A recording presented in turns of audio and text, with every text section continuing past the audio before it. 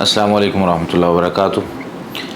بہت سے نمازیوں کو جب میں نے دیکھا کہ وہ نماز میں نا ایسی غیر ضروری حرکات کرتے ہیں جن کا نماز سے کوئی تعلق نہیں ہے، مثلا ایسے ہی ہاتھوں کو دائیں سے بائیں لے جانا، کئی دفعہ ایسے ہلکی سی خارش اگر ہو رہی ہے تو اس کے لیے جو ہے نا وہ کئی سیکنڈ تک اپنے ہاتھ باندھنے نماز کے اندر ضروری ہیں، لیکن اس کو چھوڑ کر بندہ جو ہے نا وہ اس طرف متوجہ ہو جائے اور اپنے کپڑوں کو صحیح کرتا رہے، اپنی ٹوپی کو صحیح کرتا رہے، یا اور اس طرح کی غیر ضروری حرکات جو کہ نماز میں انسان اس کے بغیر بھی جی سکتا ہے، یا مثال کے طور پر انگلیاں چٹخانا جس کو پٹاخے نکالنا کہتے ہیں ہم لوگ، تو یہ چیزیں نا نماز میں ہمارے لوگ کر رہے ہوتے ہیں۔ تو میں نے اس کی وجوہات تلاش کرنے کی کوشش کی کہ یار یہ کیوں کرتے ہیں، تو اس میں سے ایک وجہ وہ یہ تھی کہ ہمیں کبھی جو نماز ہے اس کی پریکٹس نہیں کروائی گئی، اور کبھی جو ہے نا وہ ہمیں نماز پڑھنے کا جو صحیح طریقہ ہے اور جو نبی کریم صلی اللہ علیہ وسلم صحابہ کرام کو سکھا کر گئے ہیں، بلکہ اگر نماز کی ہم ہسٹری دیکھیں تو نبی کریم صلی اللہ علیہ وسلم کے پاس سیدنا جبریل علیہ السلام 2 دن تک آئے اور ان کو اول وقت اور آخر وقت میں نماز پڑھ کے دکھائی کہ آپ نے یوں نماز پڑھنی ہے، اور پھر نبی کریم صلی اللہ علیہ وسلم بھی جو ہے نا ممبر پر کھڑے ہوئے، ایک اونچی جگہ پر کھڑے ہوئے، آپ صلی اللہ علیہ وسلم نے صحابہ کرام کو نماز پڑھ کے دکھائی اور فرمایا صلو کما رأیتمونی اصلی، نماز ویسے پڑھو جس طرح مجھے پڑھتے ہوئے دیکھا ہے تم نے۔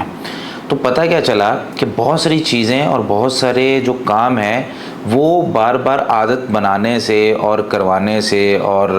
اس کی پریکٹس کروانے سے پھر وہ جو ہے نا وہ انسان کی عادت بن جاتی ہے۔ تو ایک اصول بھی ہے practice makes a man perfect, کہ بندہ جب بار بار کوئی کام کرتا ہے تو وہ اس کی عادت بن جاتی ہے، اور کچھ کام ایسے ہیں جن کو زور زبردستی کرنا پڑتا ہے، اس کے بعد وہ عادت میں آتے ہیں۔ جیسے کہ ایک حدیث میں آتا ہے نبی کریم صلی اللہ علیہ وسلم نے ارشاد فرمایا انما الصبر بالتصبر، صبر جو ہے نا صبر کی پریکٹس کرنے سے آتا ہے۔ مطلب ایسے نہیں بندہ بیٹھا ہے اور کہے گا جی تکلیف آئے گی ٹھیک ہے صبر کر لوں گا، نہیں، چھوٹی چھوٹی تکلیفوں پر صبر کرنے کی بندہ جو ہے نا وہ کوشش کرتا ہے، پھر جا کر کسی بڑی مصیبت پر وہ صبر کر سکتا ہے۔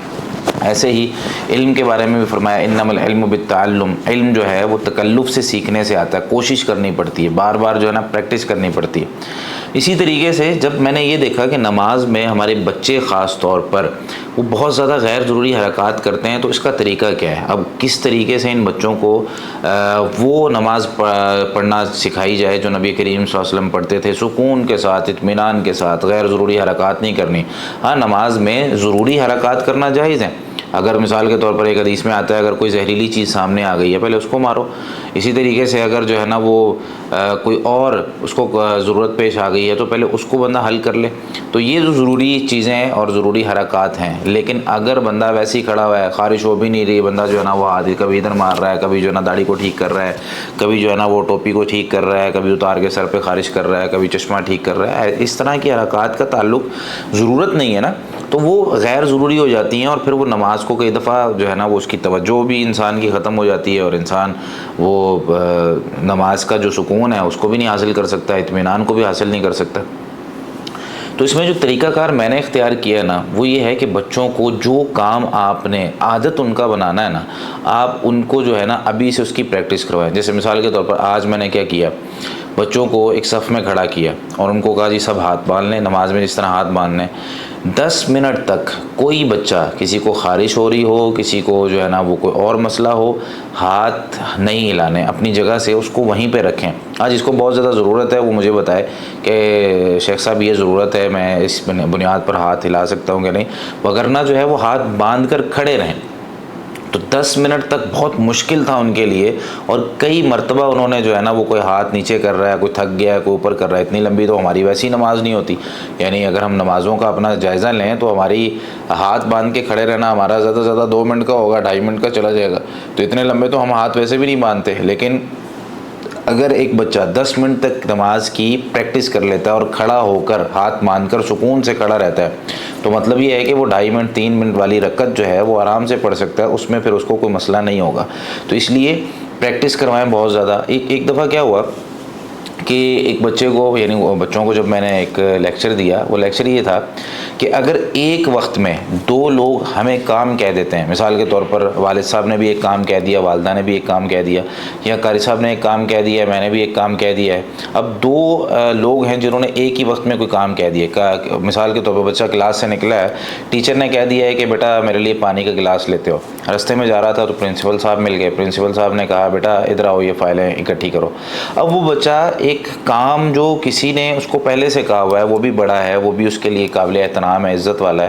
تو وہ اس کے جو کام ہے اس کو چھوڑ کر دوسرے کے کام میں لگ جاتا ہے۔ تو یہاں یہ بھی ایک پریکٹیکل بچوں کو سکھانے کی چیز ہے۔ تو میں نے کہا بیٹا آپ نے جو دوسرا بندہ کام کہہ رہا ہے نا، اس کو بتانا ہے یہ بات کہ پہلے مجھے ٹیچر نے یہ کام کہا ہوا ہے، تو اگر آپ کی اجازت ہو، اگر آپ اجازت دیں تو میں ان کو پانی پلاؤں، یا ان کو کم از کم بتاؤں کہ مجھے جو ہے نا پرنسپل صاحب نے یہ کام کہا ہے تو میں ان کا کام کر لوں۔ اب یہ جو ہے نا یہ ٹھیک ہے، ایک تھیوری میں نے ان کو دے دی۔